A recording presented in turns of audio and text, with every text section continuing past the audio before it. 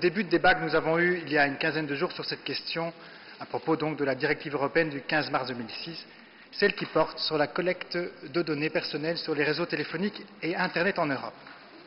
L'enregistrement de données personnelles dans des registres informatiques se multiplie donc, et ce, au nom d'une menace terroriste vague et indéfinie.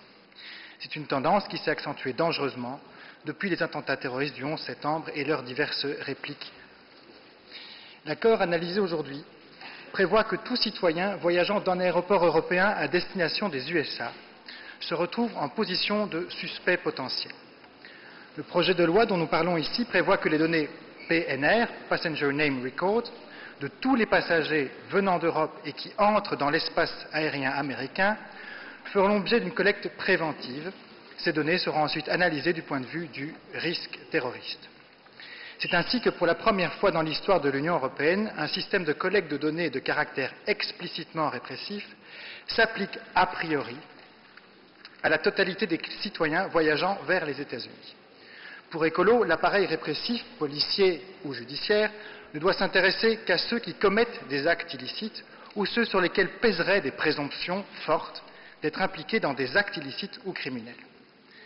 L'accord n'est toujours pas ratifié, mais entre-temps, la plupart des compagnies aériennes de l'Union européenne ont commencé à fournir ces PNR aux services compétents aux États-Unis, sous peine de craindre le droit de survoler ou d'atterrir le territoire américain. Le 19 août dernier, un vol d'Air France Paris-Mexico n'a pas pu traverser l'espace aérien des États-Unis. Cela a provoqué une déviation immédiate du vol en plein océan Atlantique et donc des retards importants. Un militant des droits de l'homme, un certain monsieur Dupré, passager de ce vol, fut informé par l'équipage qu'il se trouvait sur une no-fly list.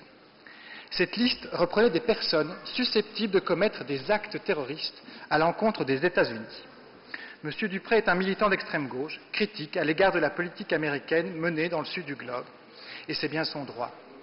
Il ne portait sur lui aucune bombe, aucun couteau, ni même aucun plan d'attentat à l'encontre des États-Unis. Il désirait se rendre en Colombie via Mexico en empruntant les couloirs aériens des États-Unis. C'est le croisement des données statistiques collectées sur ce passager avec d'autres bases de données des services de renseignement américains qui ont poussé les services de sécurité américains à agir de la sorte. C'est donc un logarithme, une équation qui a incité les autorités américaines à dévier un avion et non des preuves formelles.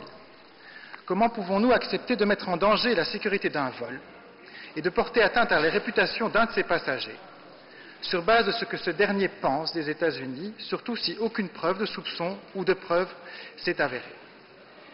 Voilà le genre de dérive auquel nous serons vraisemblablement confrontés dans les années à venir en permettant ce transfert de données.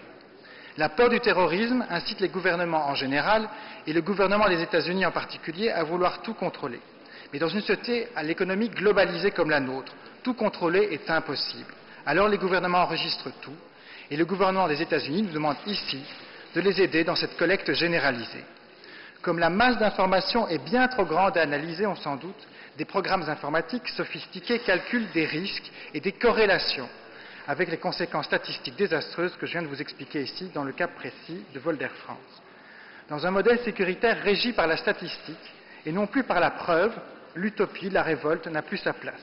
Ce passager hors du commun du vol Paris-Mexico l'a expérimenté de façon douloureuse et inacceptable. Le gouvernement des États-Unis nous demande de limiter l'exercice des libertés fondamentales des citoyens européens. Quel paradoxe! Il atteint de la sorte l'objectif politique des terroristes que ces mesures sont censées combattre.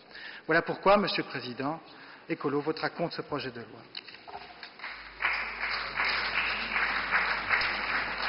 Het woord is aan de heer Cavaliers.